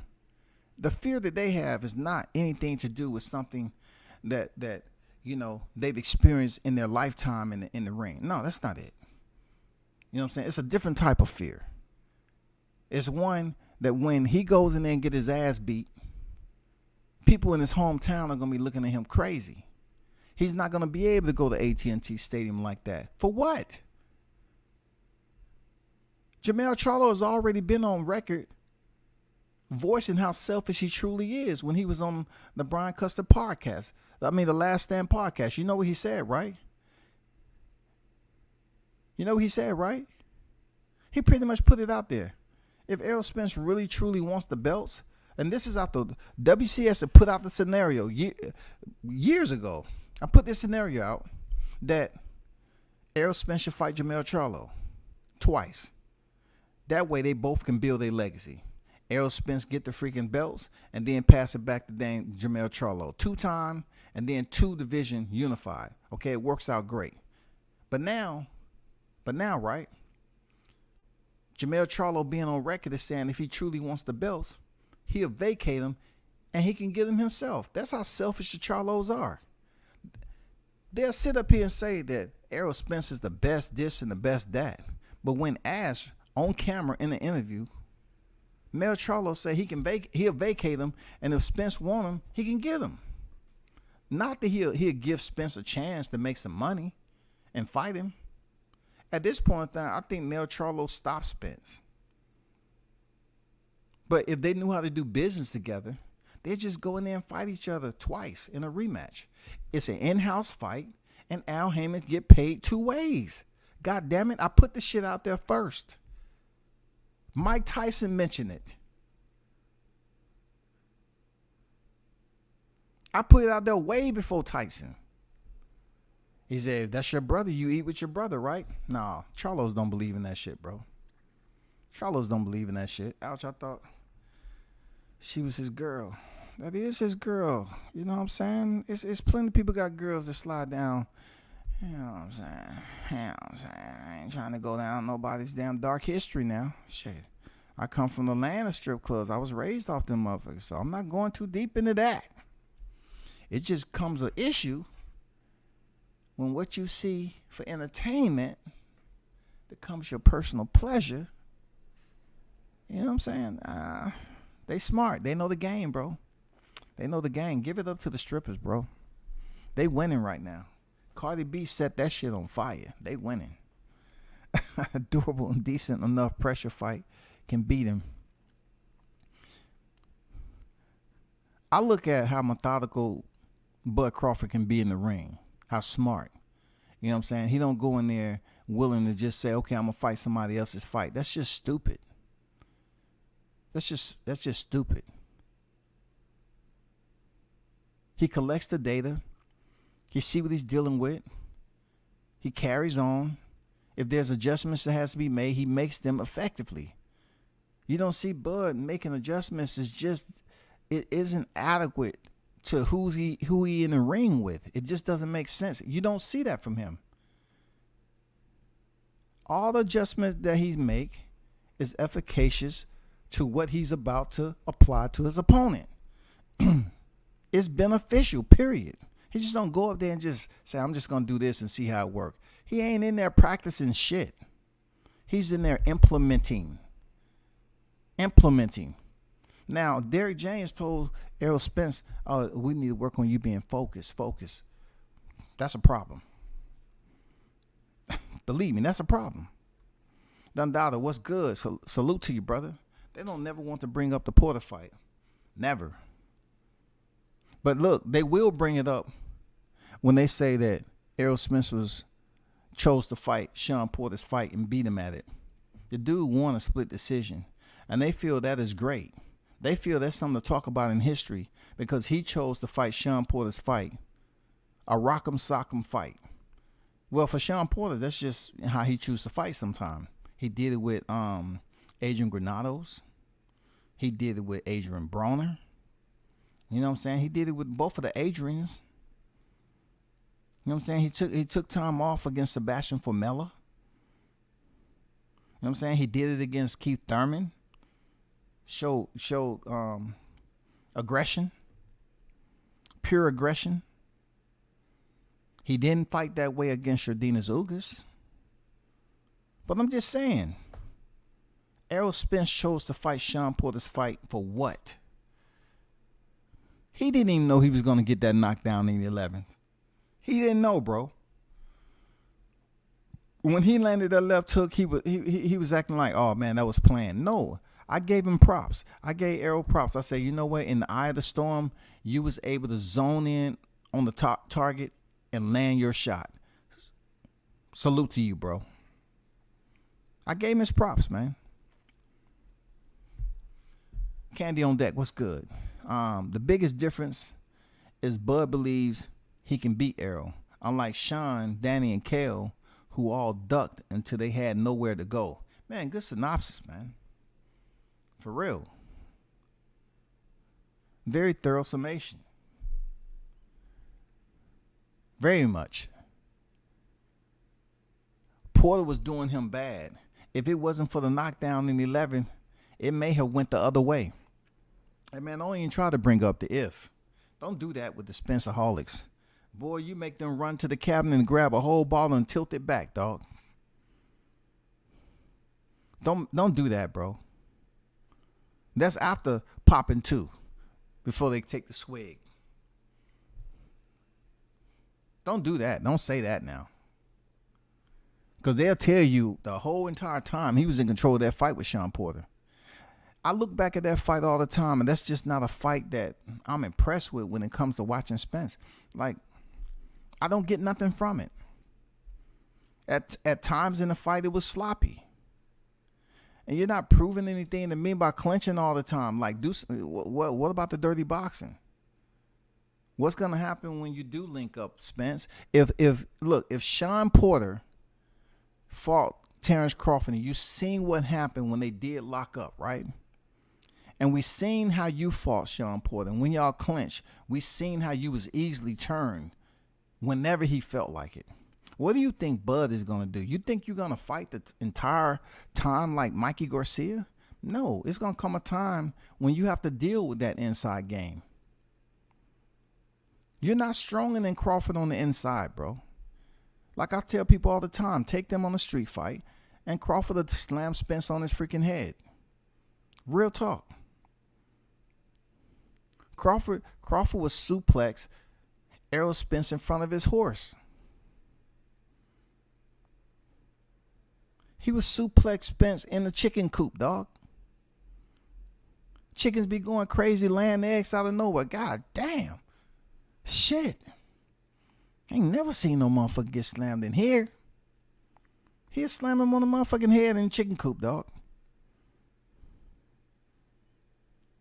He'll suplex in front of the horse and the horse will start talking. Damn. Never thought I'll see something like this. It looks all fucked up. Don't you ever complain about when I'm going too fast, is the ride too bumpy. He just dump you on your head, man. Matter of fact, this is the last day I'm going to be on your property. I'm going out to the pasture. Shit, fuck it. I'm going wild again. This domesticated life, it isn't for me. Shit. Drop him in the championship rounds. Dropped him in the championship rounds. For sure. Yeah, he dropped him. And he didn't even know he was going to drop him, Blunts. You know what I'm saying? He didn't know he was going to drop him. It happened. He landed the shot. It happened. I ain't mad at him. I'm not mad at him, bro. It happened. Needs to say my fault for not being clear. You answered it however the question was, if Bud defeats Boots and Ortiz, does that get EJ in the ring any quicker? I appreciate your content, bro. Appreciate you, bro. Real talk. Thanks for your support. Well, I just put it out there. It's not gonna do anything, bro. Like, this is not something that they're in a hurry to make. Like, they keep talking about age all the time. All the time. Age. And look, you're talking about a fighter who said he only had 2 more fights at welterweight. Oh, all of a sudden, that's a non-factor, huh?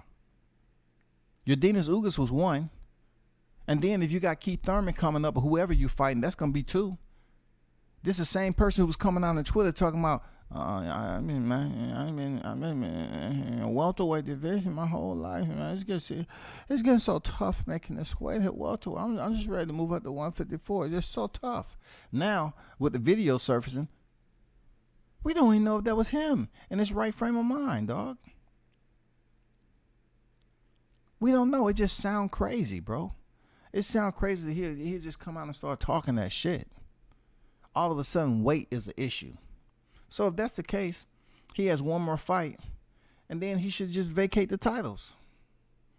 You know, allow the Boots Ennis's, Virgil Ortiz, you know what I'm saying, all these up-and-comers, Cody Crowley, you know, Jihad Tuckers. Allow them to freaking be able to get them straps. Go ahead. Because freaking Bud Crawford's not going to be here that much longer anyway. He said he had a couple more fights, didn't he? He dispersed to Sean Porter.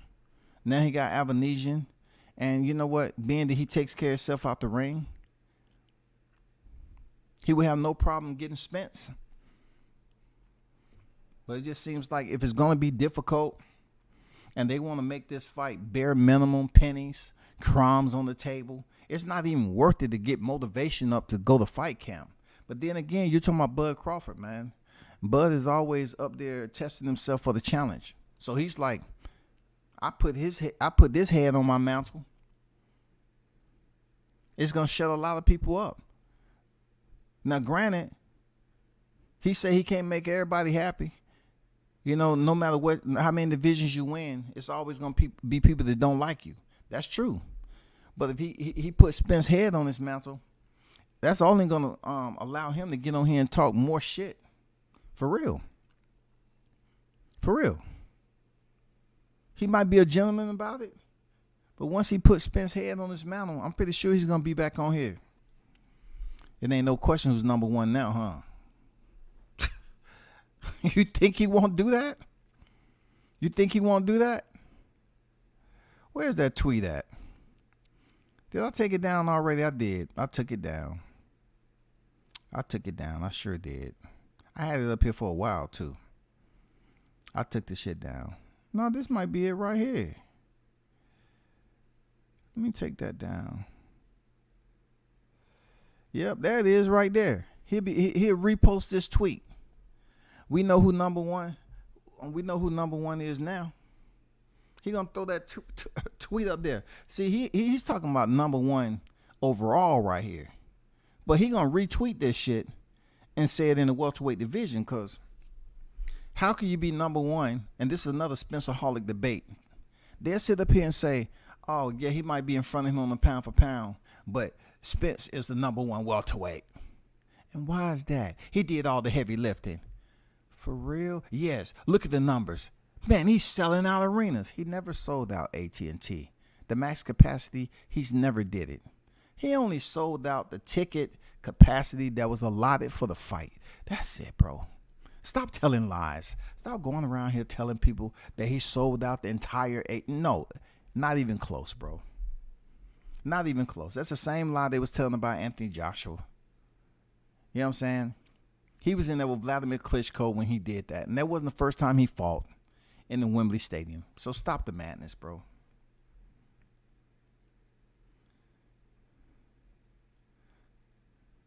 Sean Porter was turning Errol so easy, but he wasn't punching him.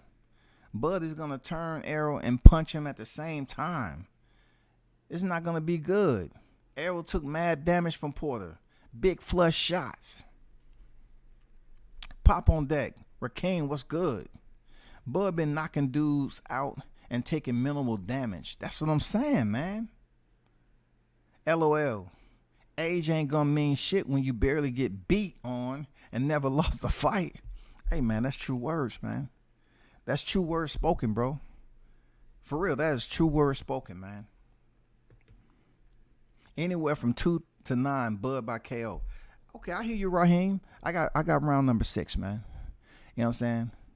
I got round number 6. I'm giving him about 6 rounds to stop Spence. I'm just giving him 6, bro. I don't see Bud Crawford getting a slow start. All this shit they talk about him being a slow start, like he be getting beat on, and he can finally, you know, he having problems finding his footing. It's tough for Bud Crawford in the first 6 rounds to gather his rhythm.